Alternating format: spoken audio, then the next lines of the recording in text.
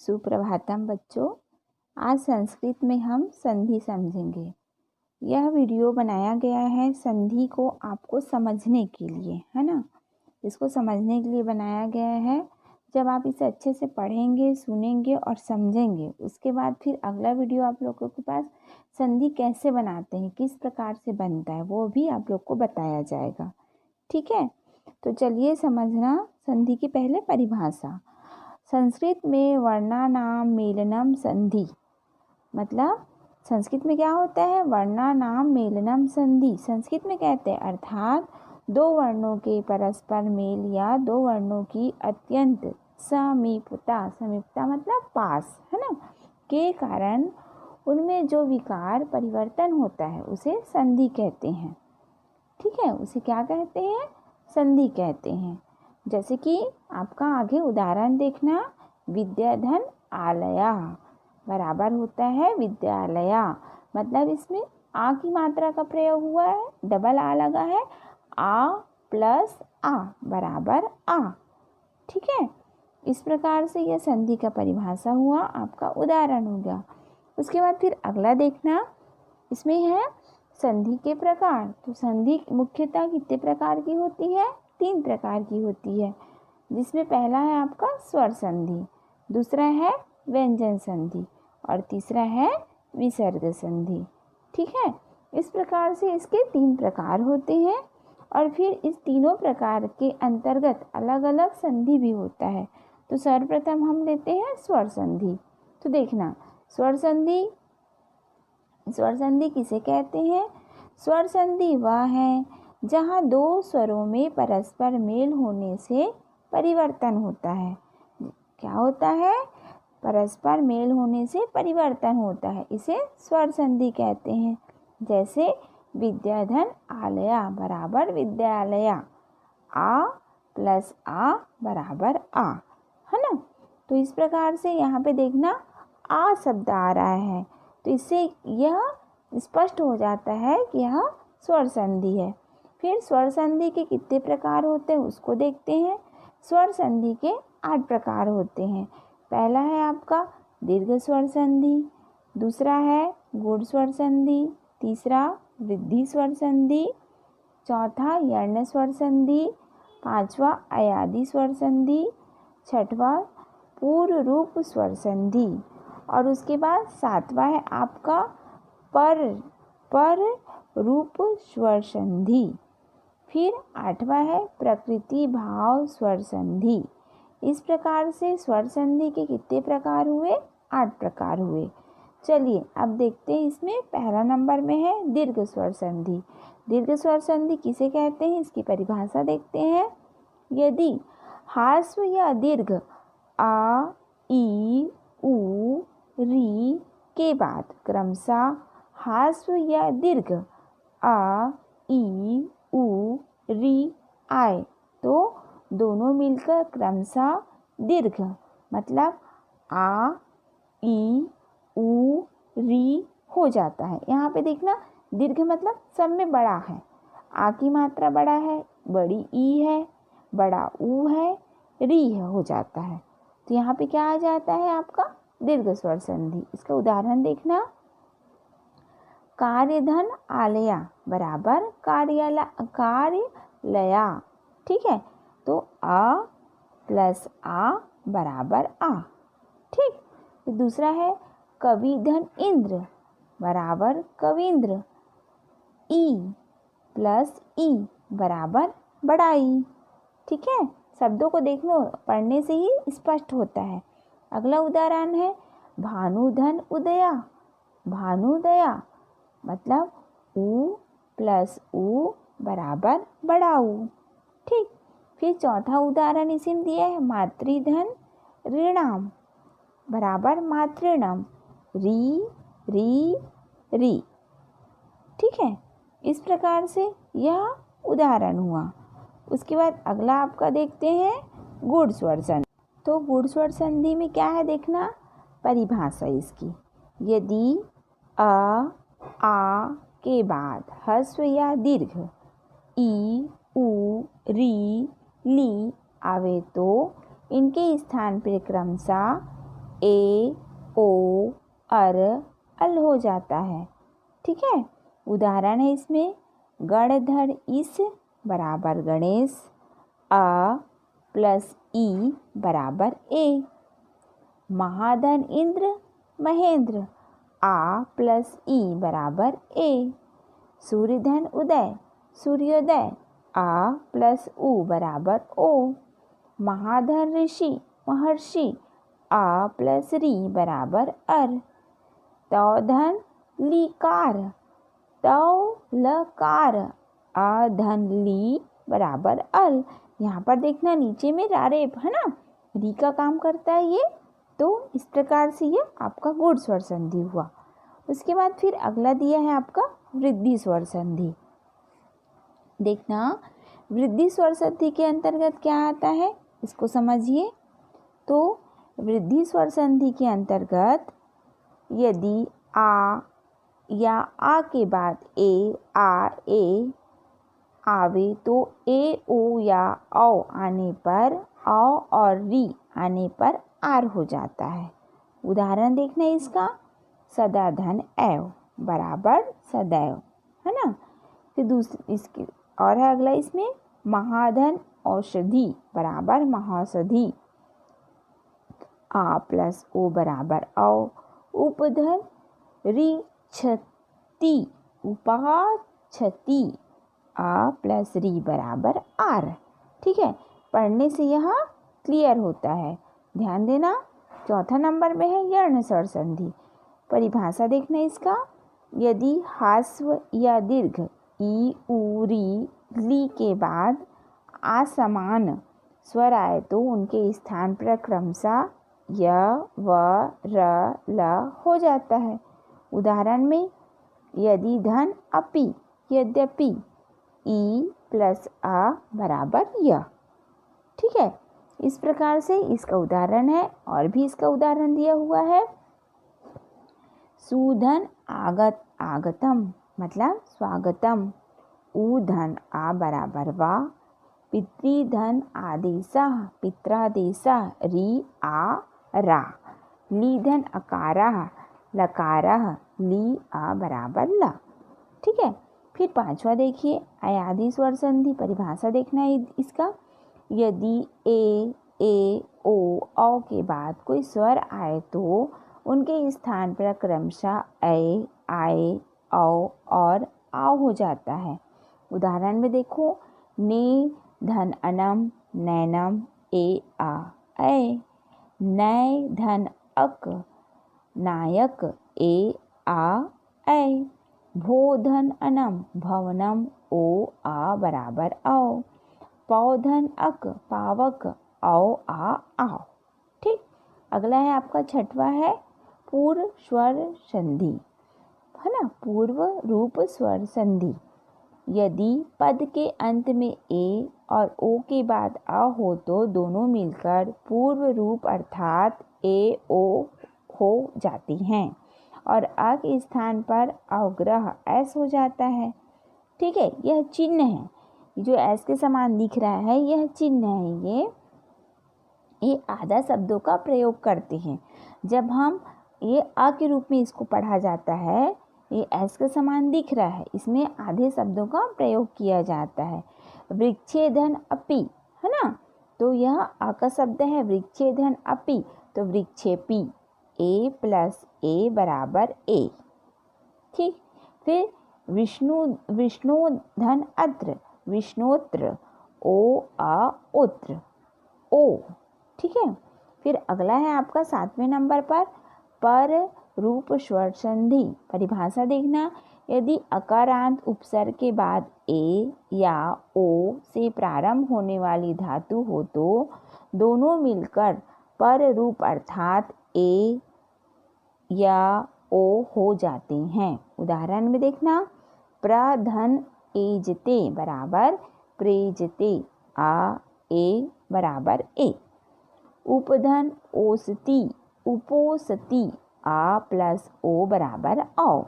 ठीक, फिर 8वें नंबर पे देखना, यह प्रकृति भाव स्वर संधि। नियमों के अनुसार संधि के प्राप्त रहने पर संधि नहीं होती, इसे प्रकृति भाव कहते हैं। उदाहरण कवि आगतो, है ना, यहाँ यर्ण स्वर संधि नहीं हुई। अहो अनर्था, यहाँ पूर्ण रूप स्वर संधि नहीं हुई। ठीक है, तो इस प्रकार से स्वर संधि का 8 प्रकार बताया गया, उसकी परिभाषा बताई गई और आप लोग को इसको समझने के लिए बताया गया। आपको इसको सुनो और समझो। फिर दूसरा नंबर पे आता है आपका व्यंजन संधि। चलिए व्यंजन संधि को देखते हैं।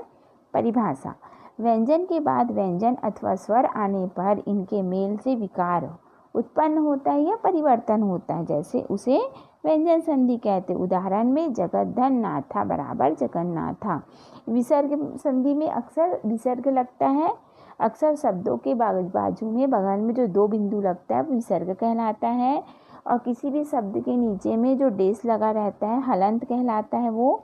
तो इसमें आता है सबसे पहले सचुत्व। इसमें स आता है, स त वर्ग में आता है च वर्ग। ठीक है, तो इसमें देखना सकार या त वर्ग का सकार या च वर्ग के साथ आगे या पीछे योग हो तो स का स और त वर्ग का च वर्ग में परिवर्तित हो जाता है। मनस धन, उदाहरण देखना, मनस धन चलती, मनश्च चलती। रामस धन सेते, राम सेते। सत्य धन चरित्रम, सच चरित्रम। ठीक, फिर इसमें एक और आगे दिया है, यज धन अ बराबर यज्ञ। इसको इया के रूप में पढ़ते हैं, लेकिन यहाँ पे ये पढ़ते समय ये आ जाता है। फिर दूसरा है आपका सटुत्व, है ना, सटुत्व। स ता वर्ग ट वर्ग। यदि स या ता वर्ग का स या ट वर्ग के साथ आगे या पीछे योग हो तो स के स्थान में स और त वर्ग के स्थान में ट वर्ग हो जाता है। उदाहरण रामस सट, सरामस धन सट बराबर राम सट। धनुष धन टंकारा, धनुष टंकारा।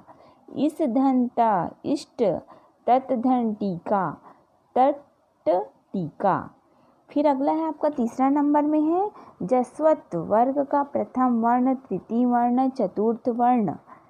तृतीय वर्ग, चतुर्थ वर्ण, तृतीय वर्ण पद के अंत में क च ट च प के बाद यदि कोई स्वर हो अथवा वर्गों के तृतीय, चतुर्थ, पंचम वर्ण तथा य र ल व हो तो क च ट त प क क्रमशः ग ज ड द ब में बदल जाते हैं। उदाहरण में देखना, वाक धन ईस, वागीस।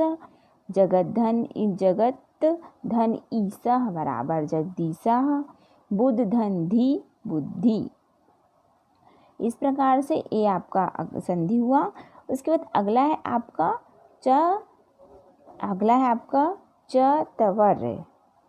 तो इसको समझना, वर्गों के तृतीय वर्ग के बाद यदि वर्ग का प्रथम और द्वितीय वर्ग वर्ण एवं स तो तृतीय वर्ण अपने वर्ग का प्रथम वर्ण हो जाता है। उदाहरण दिक् धन पाल, दिक्पाल। सद धन कार, सत्कार। पांचवा है अनुस्वार। अनुस्वार में म और न और अम का मात्रा का प्रयोग होता है। तो म के बाद यदि कोई व्यंजन वर्ण आए तो म के स्थान में अनुस्वर अम का मात्रा का प्रयोग हो जाता है। इस तरह न के बाद यदि अन, तस्थ तथा अनुनासिक को छोड़कर कोई अन्य व्यंजन वर्ण आता है तो न के स्थान पर अनुस्वार जो निशान है ये अनुस्वार हो जाता है। इसे अम के रूप में यहाँ पे बताया गया है, लेकिन यह अनुस्वार का निशान है। ठीक है, पहचान है उसकी। उदाहरण में समधन हारा, समहारा। आप देख रहे हैं आधा माँ का प्रयोग हुआ है, ऊपर में जाके बिंदी लगा। समधन योग, सहयोग। यसान सी, है ना, यसान धन सी बराबर यसान सी। मन धन इष्यते, मस्यते। छठवा है आपका पर सा वर्ग, अनुस्वार पंचम वर्ण। यदि अनुस्वार के बाद यदि स्पर्श वर्ण क से म तक हो तो अनुस्वार के स्थान पर स्पर्श वर्ग का पंचम वर्ण हो जाता है। उदाहरण में स धन तोष बराबर संतोष, स धन पूर्णम बराबर संपूर्णम, अ धन कीता बराबर अंकिता, साम धन ता बराबर शांता। सातवां देखना लतव्य त वर्ग बराबर ली। तो त वर्ग के बाद ल आवे तो त वर्ग का ल हो जाता है, परंतु न के बाद ल के आने पर सानुनासिक लकार ल होता है। उदाहरण में देखना तत् धन लीन बराबर तल्लीन, उत धन लंघनम बराबर उल्लंघनम, महान धन लाभ बराबर महान लाभ। फिर आपका अगला देखना 8वें नंबर का इसमें दिया है अगला छत्वम। तो इसका देखना स और छ आता है इसमें। यदि स के पहले पद के अंत में स्थित किसी वर्ग का प्रथम द्वितीय अथवा चतुर्थ वर्ण हो और बाद में कोई स्वर अस्थिता वर्ण य र ल व हो तो स के स्थान पर छ आ जाता है। उदाहरण में सतधन शास्त्रम, सच छात्रम, ततधन श्रुत्वा च श्रुत्वा। फिर 9वां नंबर पे आता है च का आगमन। हास्व स्वर के बाद यदि छ आए तो छ के पहले त का आगम होकर उसे सचुत्व च होता है, किंतु पद के अंत में दीर्घ स्वर के बाद छ आने पर विकल्प से त च का आगम होता है। तो इस प्रकार से परिधन छेद बराबर परिच्छेदः, अनुधन छेदे अनुच्छेदः, लक्ष्मी धन छाया लक्ष्मी छाया। फिर आपका 10वां नंबर पे है अनुनासिक वर्णों का आगम। यहाँ पर देखना जब पद के अंत में न हो और इसके पूर्व में कोई हास्य स्वर हो और बाद में कोई भी स्वर आए तो तब इन अनुनासिक वर्णों को क्रमशः ड अड़ा न का आगम हो जाता है। उदाहरण में तस्मी धन एव तस्मिनेव, इन या ए बराबर इन्ने, प्रत्यंग धन आत्मा प्रत्यंगात्मा, अर्ण धन आ बराबर अड़ा। फिर सुगर्ण धन ईशा सुगर्णीस, अड़ धन ई बराबर अड़ी। फिर अगला देखना रा का लोप और पूर्व स्वर का दीर्घत्व। र के बाद यदि रा आवे तो पूर्व र का लोप हो जाता है और उसके पहले का स्वर का दीर्घ हो जाता है। उदाहरण में देखना स्वर धन राज्यम बराबर स्वराज्यम, नीर धन रस बराबर नीरस, गुरु धन रमते बराबर गुरु रमते।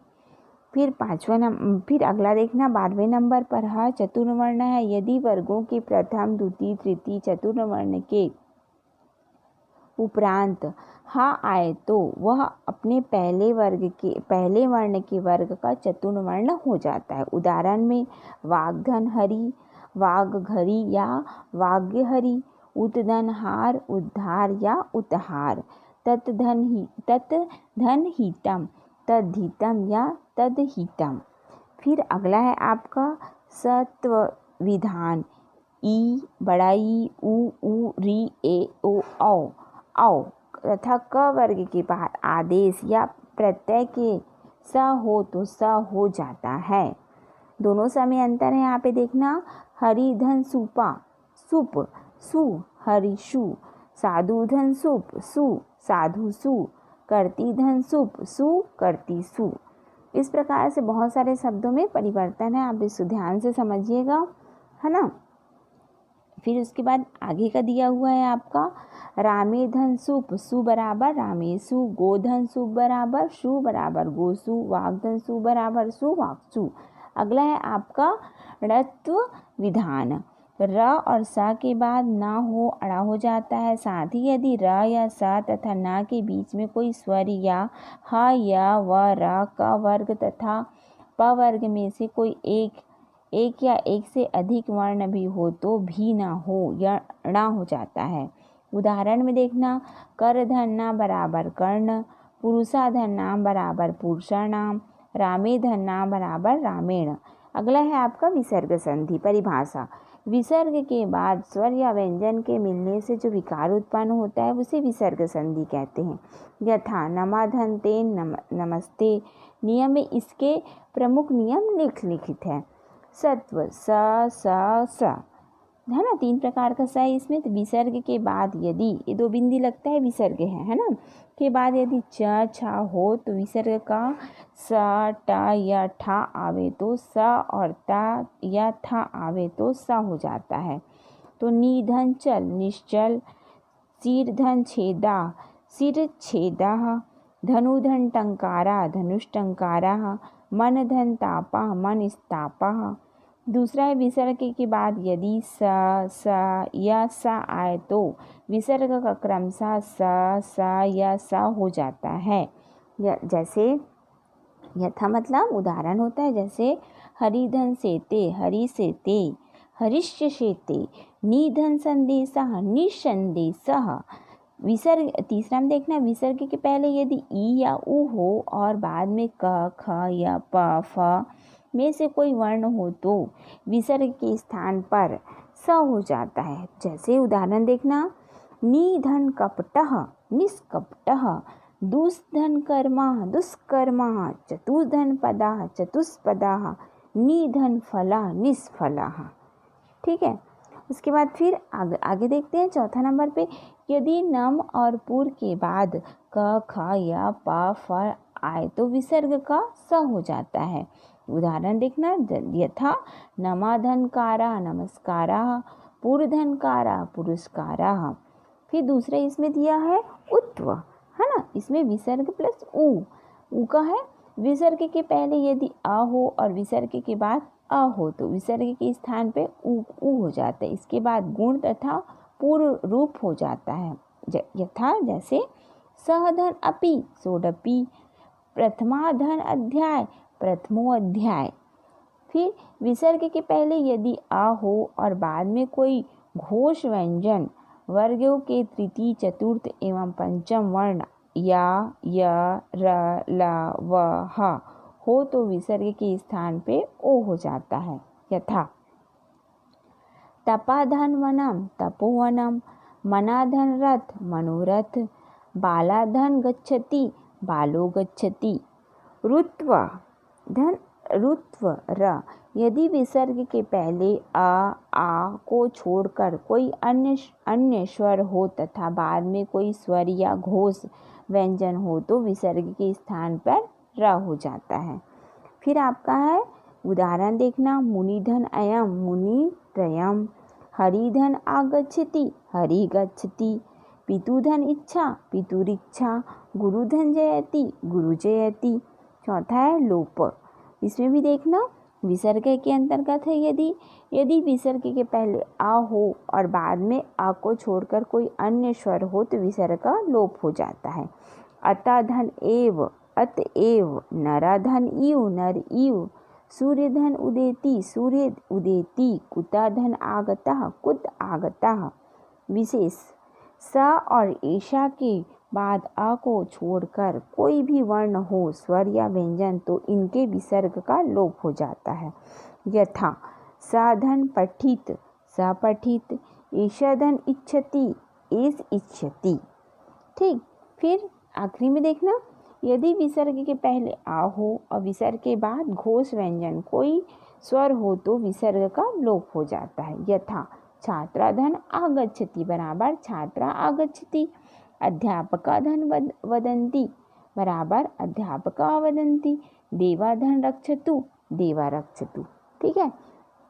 इस प्रकार से आपको संधि के विषय में बताया गया, इसकी परिभाषा, इसके प्रकार और इसका वर्णन करके आप लोगों को समझाया गया है। आप इसको सुन के समझिए। उसके बाद फिर अगले वीडियो में एक सब संधि को बनाते कैसे हैं, इसको कैसे बनाते हैं, कैसे पहचान करते हैं, ये भी आप लोगों को मैं बताऊंगी। तब तक आप इस वीडियो को अच्छे से देखिए, सुनिए, समझिए और समझने का और अच्छे से प्रयास कीजिए। आपकी पुस्तक में पूरा दिया हुआ भी है, आप अपने पुस्तक को ध्यान से पढ़िए, अच्छे से समझ में आ जाएगा। ठीक है। चलिए फिर मैं आगे आप लोगों को और भी समझाऊंगी, ठीक।